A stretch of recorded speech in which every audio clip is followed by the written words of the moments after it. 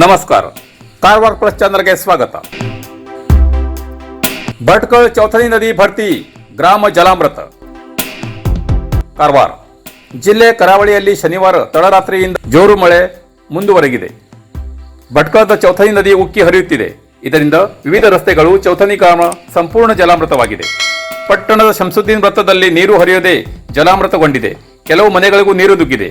ರಾಷ್ಟ್ರೀಯ ಹೆದ್ದಾರಿ 66ರ ಚತುಷ್ಪೃಷ್ಟ ಕಾಮಗಾರಿ ಅಸಮರ್ಪಕವಾಗಿರುವ ಕಾರಣ ಈ ರೀತಿಯಾಗಿದೆ ಎಂದು ಸ್ಥಳೀಯರು ದೂರಿದ್ದಾರೆ. ತಾಲೂಕಿನ ಗ್ರಾಮೀಣ ಭಾಗದಲ್ಲೂ ಮಳೆ ಮುಂದುವರೆದಿದೆ. ಕಾರವಾರ ಅಂಕೋಲಾದಲ್ಲಿ ಬೆಳಗ್ಗೆಯಿಂದ ಜಿಟಿಜಿಟಿ ಮಳೆಯಾಗಿತ್ತು. ದಟ್ಟವಾದ ಮೋಡ ಕವಿದ ವಾತಾವರಣವಿದೆ. ಭಟ್ಕಳದ ರಂಗಿನಕಟ್ಟೆ ಪ್ರದೇಶ ಸಂಪೂರ್ಣ ಜಲಾಮೃತವಾಗಿದೆ. ರಾಷ್ಟ್ರೀಯ ಹೆದ್ದಾರಿ 66ರಲ್ಲಿ ಸಂಚಾರಕ್ಕೆ ಅಡಚಣೆಯಾಗಿದ್ದು ವಾಹನಗಳು ಸಾಲುಗಟ್ಟೆ ನಿಂತಿವೆ.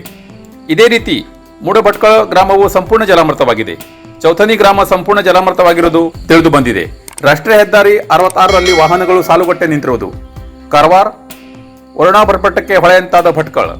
ಧಾರಾಕಾರವಾಗಿ ಸುರಿಯುತ್ತಿರುವ ಮಳೆಯಿಂದಾಗಿ ಅವಾಂತರ.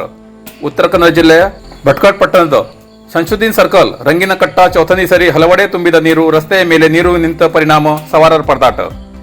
ಹೆದ್ದಾರಿ ಅಗಲೀಕರಣದಿಂದ ಮುಚ್ಚಿ ಹೋಗಿರುವ ಚರಂಡಿ, ಕಾಲುವೆಗಳ ಮಳೆಯ ನೀರು ಹರಿದ ಹೋಗದೆ ಹೊಳೆಯ ಸ್ಥಿತಿ ನಿರ್ಮಾಣವಾಗಿದೆ.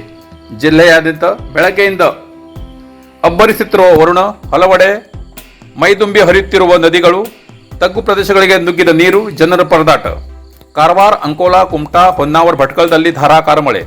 ಜಿಲ್ಲೆಯಲ್ಲಿ ಆರೆಂಜ್ ಅಲರ್ಟ್ ಮುಂದುವರಿಕೆ.